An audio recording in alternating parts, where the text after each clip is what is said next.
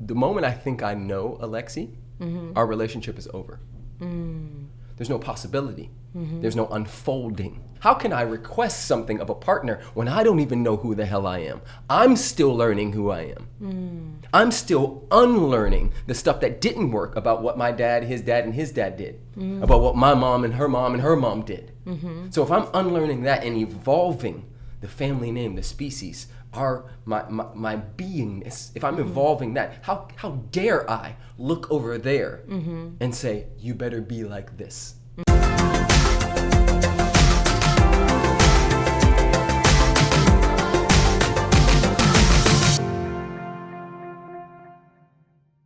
Okay, so we've been talking, and we've already done like half a podcast before we even started. So I want to introduce you all to Preston Smiles. He is an amazing thought leader. For me, Renaissance man, power couple, father, just an amazing human. So I'm excited to dive deep into some really juicy topics today. Yeah, me too. And just, Preston, welcome to the show. This is Get Loved Up. And so it's all about loving yourself, loving others, and loving the planet. Yes. And I just want to really kind of start with, how did you arrive at this point of being a thought leader?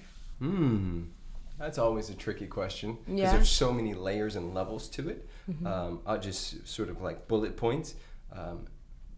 Very early, my parents had an argument about whether I was special needs or not, whether there was maybe something off about me. And my dad believed that there wasn't. My mom believed that there potentially was. And so that led them to getting me tested and all these things. And eventually, the school system and all the other people who were a part of that decided that I was special. And what they didn't do, and my mom apologized for this maybe 7 months ago, was what they didn't do was foster my genius. There was areas of these tests that I took where I was off the charts and like beyond what someone who was 5 or 6 or 7, quote unquote, should be. Right. And then there were areas where I was, essentially testing as a toddler when I was 7. And so they looked at that, the stuff that wasn't working, and said, oh, let's put him in these classes with these kids who have Down syndrome and things like that. And so, I mean, I'm pretty nuts and I'm a wild dude and I'm eccentric and there's a lot of energy and all that stuff. Right. But I definitely don't have Down syndrome. Right. But to my 6-year-old, 7-year-old, 8-year-old, 9-year-old brain, which was forming at that point, I was connecting that I must be like them. And at that time, in the 80s and 90s, those were considered the retarded kids. Excuse my French for anybody who's offended by that, but that's exactly how I thought at that point. And so if I'm in the class with the retarded kids, then I must also be retarded, which means I am less than. I am not normal. And so my friends and everybody, we'd go to recess and we'd play sports and all that, and nobody would ever talk about it, which made it the shame even deeper. Right. This secret, Preston's not normal. And so fast forward to 11, I started smoking weed, joined a gang. Fast forward to 15, my friends got shot and killed on a night where my intuition said don't go, and I didn't go, which brought up all this survivor's guilt and all of these things. Fast forward to ending up in Pittsburgh, Pennsylvania, where I went to a what you would call predominantly Caucasian school, meaning I was the only single black male in the whole school. And I had this beautiful opportunity to see that underneath all the stories that we have about each other, whether it be gay, straight, white, black, Christian, Muslim, underneath all of that is love, is truth, and we're all being bombarded by the same media. However, certain groups are targeted in such a way that they go to jail and other groups go to Yale. And I started to sort of look at that and go, okay, so I was doing this same thing. Smoking weed, drinking, listening to Outkast, Tupac, and Biggie at Carson High School, at all the other high schools in LA. Right. I fly all the way to Pennsylvania, live there in this super wealthy, Fresh Prince of Bel-Air, super rich place. They're doing the same thing. But to them, this is a phase, and they'll go on to own 10 companies and all of that stuff. And to my friends here, they believe this is it. Right. And so I had an opportunity, a glimpse, just like a window into like, there's more. And that there's more led me to go to college, where I cheated my way all the way through because I felt like I was an imposter. I still didn't belong. Right. Which is all the shame and wounding from a child still showing up in my adult life, which of course it does. And so I cheated my way through undergrad, got into graduate school, decided that I wasn't going to cheat at all. There was 8 people in that class, Louisiana State University, and I was one of 2 who graduated with a 4.0 straight A's. Wow. With not cheating at all. Wow. And so I went from cheating the whole time to not, and graduating with a 4.0, better than the ones where I was cheating. And that gave me another window, another glimpse. Maybe I'm not who they say I am. Maybe I'm not stupid. Maybe I'm gifted. Maybe I'm fantastic. Maybe that's really important. What you said right there, maybe I'm gifted. And the reason I want to pause there and really talk about it is because that was a belief. I worked with special needs children as a young woman when I was 10 through 14, and I felt every single one of those kids were gifted, and it was a confusion. So can you speak to that? Because we do have a lot of children now, because of all the toxins and heavy metals in our food, that do have special needs and are considered retarded or slow or put in these classes. So for parents of those children and those children, what could you say to this labeling and to how you can kind of overcome the stigma? Absolutely. I think there's I mean, for me, it's a superpower. Like, people often say, well, you're really well spoken and you can do that and I can't. And I explain to them that out of one of the biggest wounds of my life came this gift, this superpower. So because of this dyslexia, which is another thing they didn't catch until later, and my feeling of inadequacy, my listening became so crystal clear that I could essentially regurgitate. I could hear something and hear what about a subject, and my listening was so strong because I knew I couldn't read it. I knew it would take me 5 days for what it would take somebody 5 minutes. And so for me, my listening became so strong that it became a superpower. And it's, like I said, my mom apologized for this.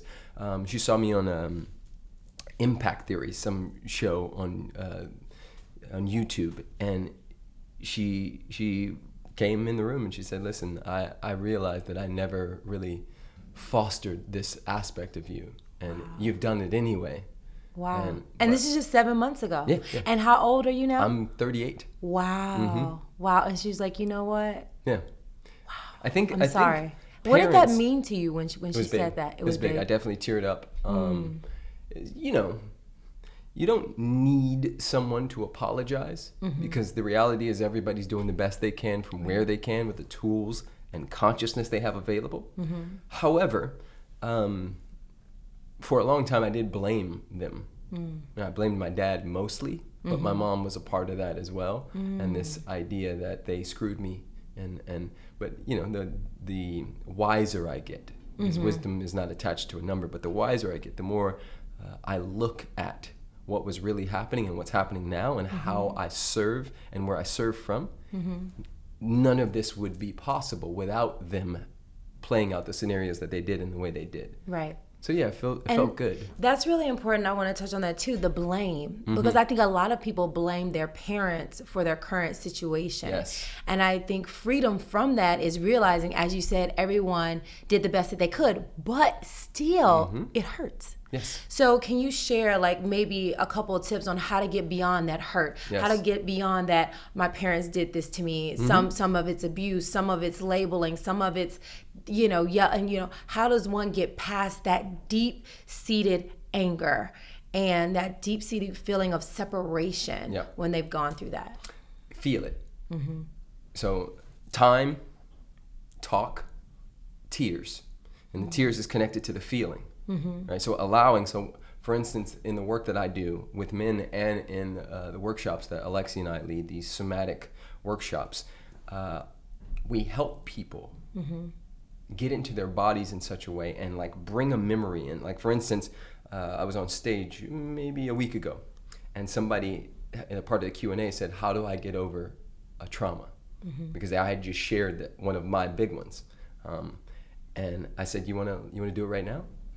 And prefaced it with, it's not get over. Right. It's how do I integrate? How do I use this? How does this become a tool? How does this become a weapon so that I become a weapon for God? Right? Like how do we do that? And so you want to do it? And he said, sure. And I said, let's all do it. Because the reality is all of us have at least 50 traumas that we have experienced growing up. Even if it's as simple as you were crying and they didn't come pick you up fast enough. Right? There's all these little things because children are egocentric. So anything that happens that goes wrong, we blame it on ourselves. And so I had him stand up, and I told everybody to bring a memory to mind. Bring something to mind that was painful, something you blamed somebody for, something you're really upset by, something you hold guilt or shame around. Either you did it to somebody or somebody did it to you, or both. Bring that memory into your body, close your eyes, and allow yourself to really go there. And I asked them to shake their heads when they got it, right? Okay, we're doing this with you. You guys, we can all do it right now, all right? I got it. Okay, so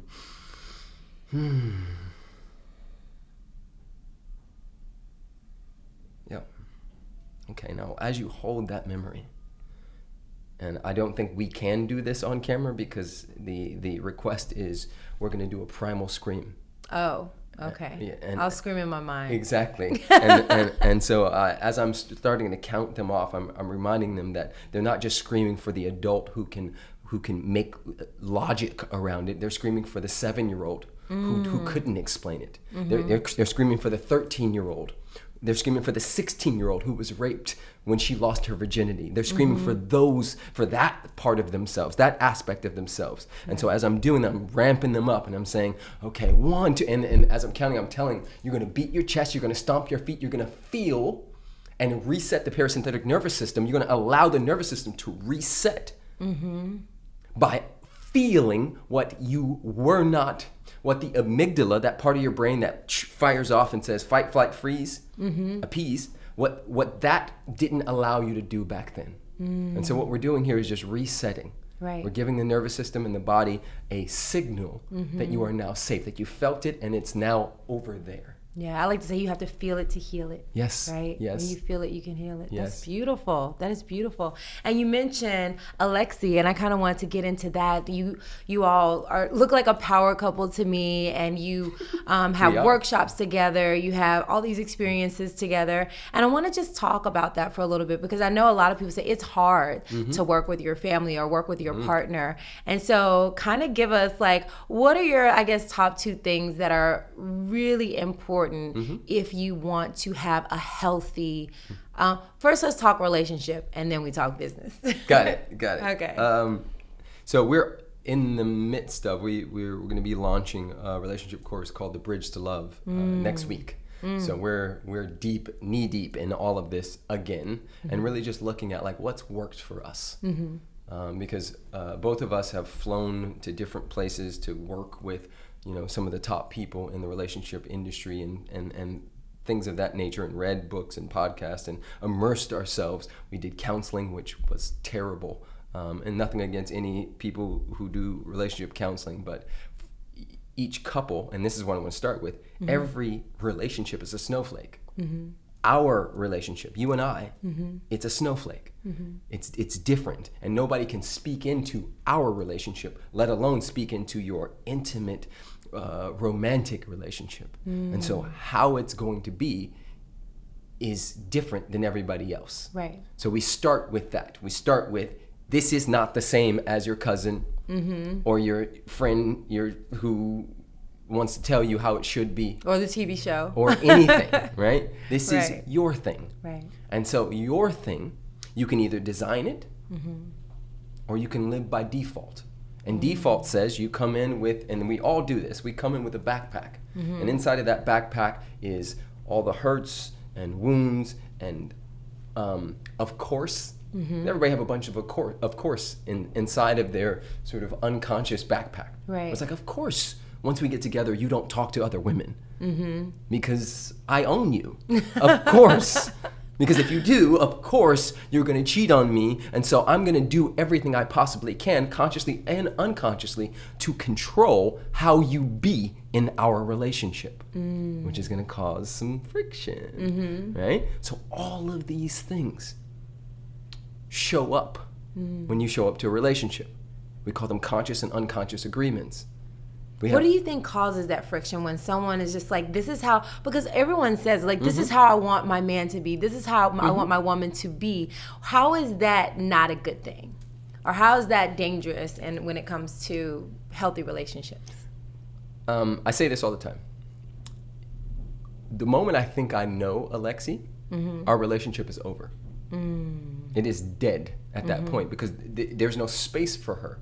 There's no possibility. There's no unfolding. When I think I know, our relationship is dead. But when I allow the possibility, when I allow the space to be in the inquiry, not just about Alexi, but about myself. How can I request something of a partner when I don't even know who the hell I am? I'm still learning who I am. I'm still unlearning the stuff that didn't work about what my dad, his dad, and his dad did. About what my mom and her mom did. So if I'm unlearning that and evolving the family name, the species, my beingness, if I'm evolving that, how dare I look over there and say, you better be like this? What's really talking is the wound and the control. People, so we only have 3 ones. Approval, control, and security. Okay. Everything you ever wanted fits in those categories. I'm either looking for your approval, I'm looking to control you, and really the biggest one, which is the one that is encoded in our DNA, is security. Right. We no longer have the saber-toothed tiger, but the idea of you leaving me is going to cause some things to show up. Right. The idea of someone else wanting you is going to cause some things to show up. The idea of, you thinking our kids should be Christian when I think they should be Muslim is going to cause some things to show up. These are social and historical issues because all of us were born into beliefs and interpretations. Right. So I mean, we could go all day with this, so I'm going to pause right there. Well, to complete this sentence, to have a healthy relationship, you need... And I'll put you on the spot because there's a lot of things. To have a healthy relationship.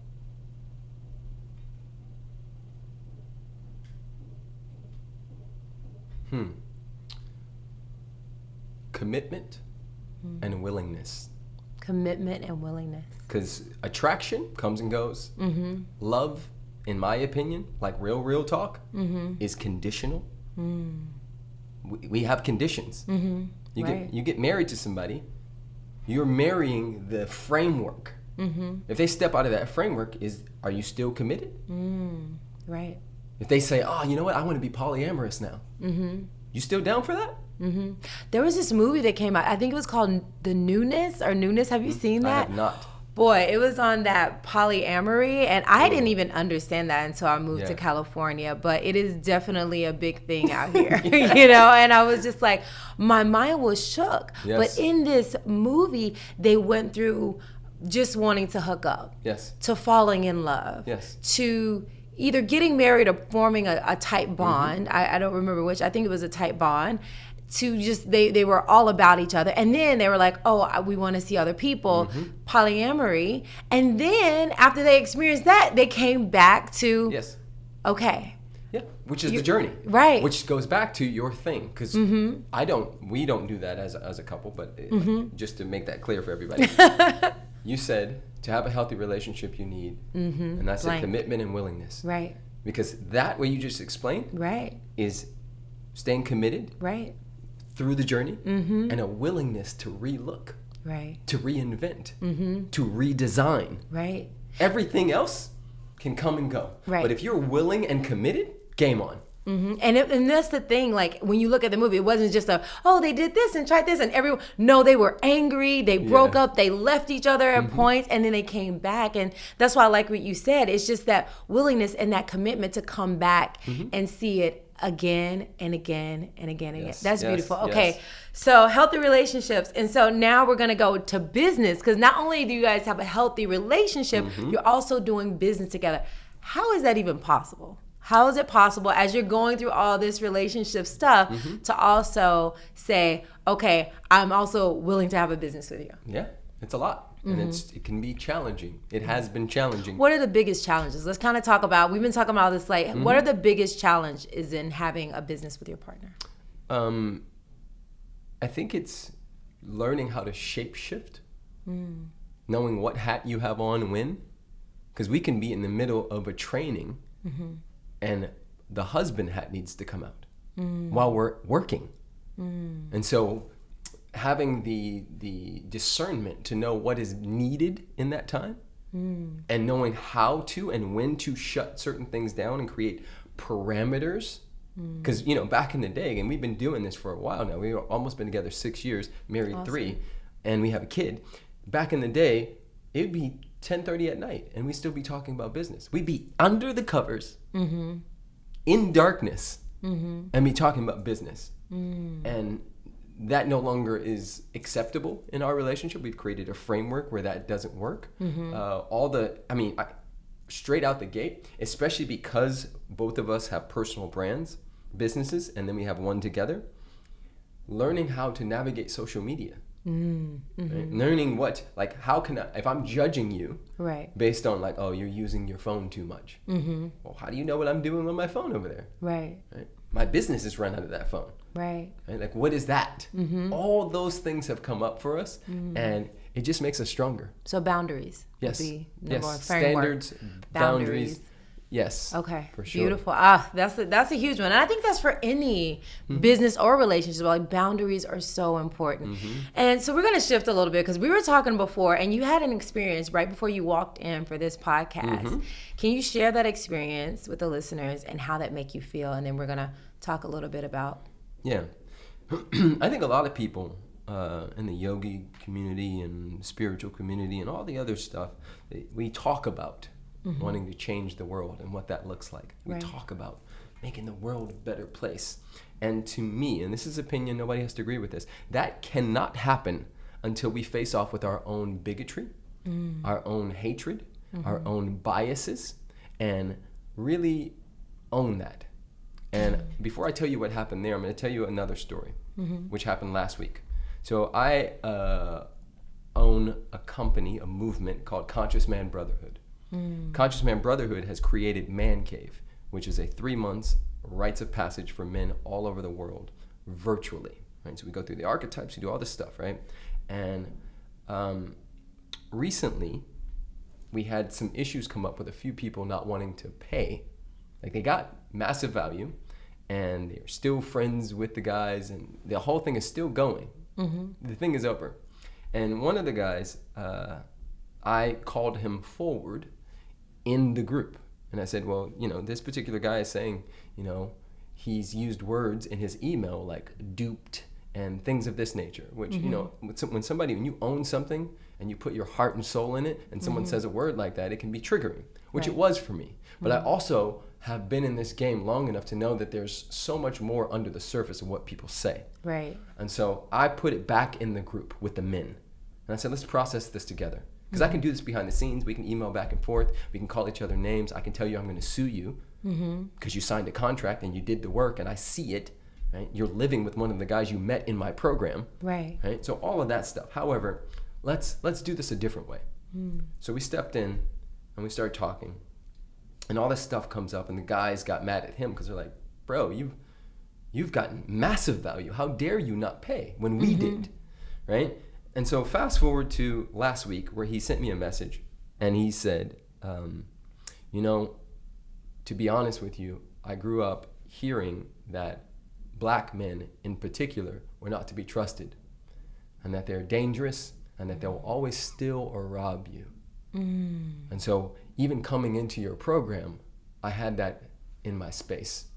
And truthfully, I know that's why I haven't wanted to pay, because my own sort of racist tendencies have shown up. Mm-hmm. And you have been nothing but a gentleman.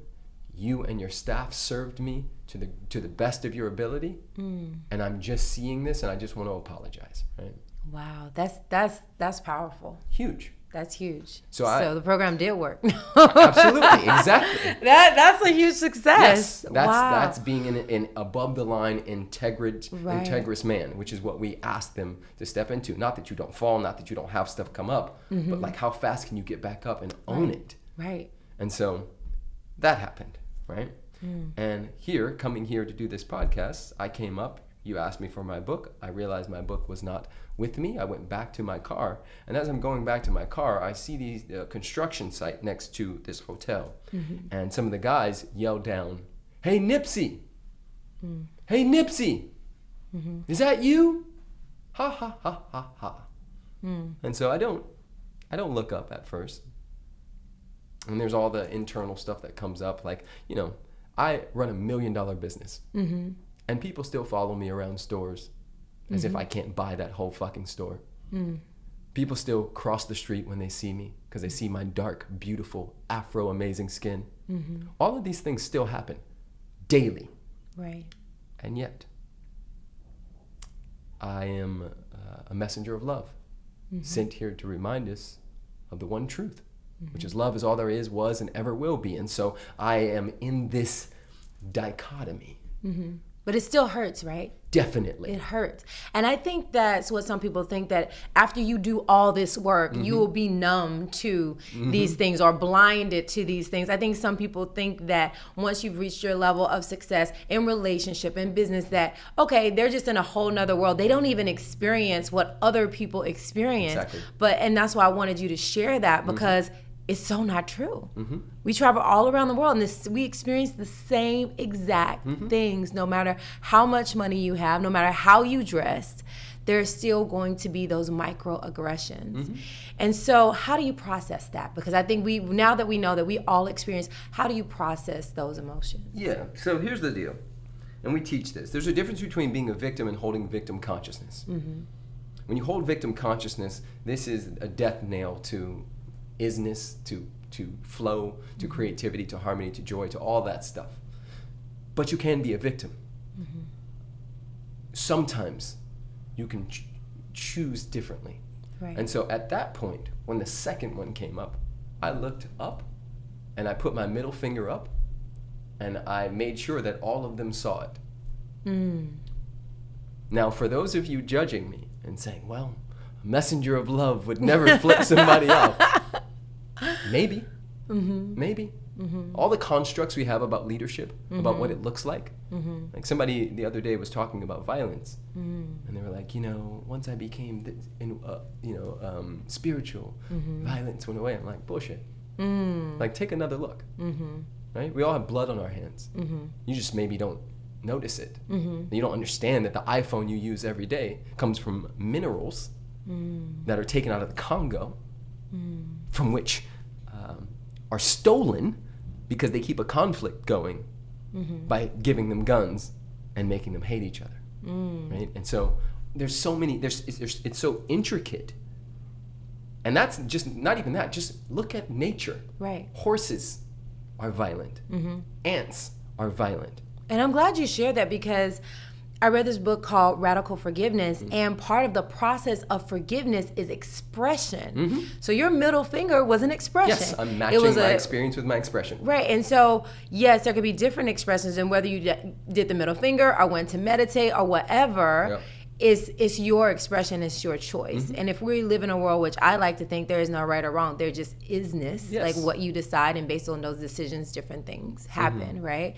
And so I'm glad you expressed that, because some people think they're bad or they did something wrong, or they start to guilt and shame themselves for their choice of expression in that moment. I like the fact that you just gave yourself permission to just do what you felt. And maybe the next moment you might choose something differently, but the fact that you just kind of owned it, and you're not, man, I should have done that. I feel like processing meaning choosing something differently at another point is cool, but I like the fact that there is no guilt, there is no shame, and I feel like, especially as thought leaders, we need to give ourselves permission to express and then process that expression without guilting and shaming ourselves. So thank you so much for sharing that.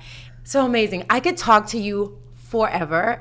This is not our last time having an interview. Like, I mean, I could just hours and hours upon hours. You have so much knowledge to share. So one thing we like to do before the show is over is just share how you get loved up. So on a regular basis, what are the things that you do to love yourself, love others, and love the planet? Well, there are some themes, but it also shifts. I give myself permission to shift, to be whoever I need to be. And you know, I'm speaking from my philosophy here, but I don't believe there's a place where God stops. Right. And so that which we label the profane and that which we label the profound is all God, all of it. And so that in itself, that mental gymnastics of remembering that wherever I am, God is, and I am a unique expression of that isness, not special, but unique. And I think that distinction, even by itself, some people think they're special. They're special in their victimhood. Oh, you have it bad? I got it bad. I was born in... No, you're not special. Right? Cancer hits everybody's family. But come back to your point. Nature.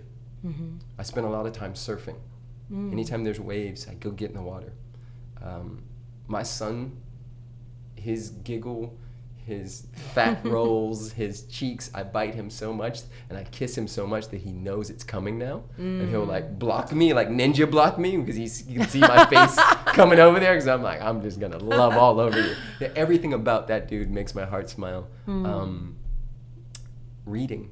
I really enjoy reading, especially because I didn't do it for so long, and just allowing myself to learn, like truly learn. And play. There was a year, 2016, where I decided that year was going to be about joy and play. And so I scheduled in to my every day, at least 30 minutes to go outside and play.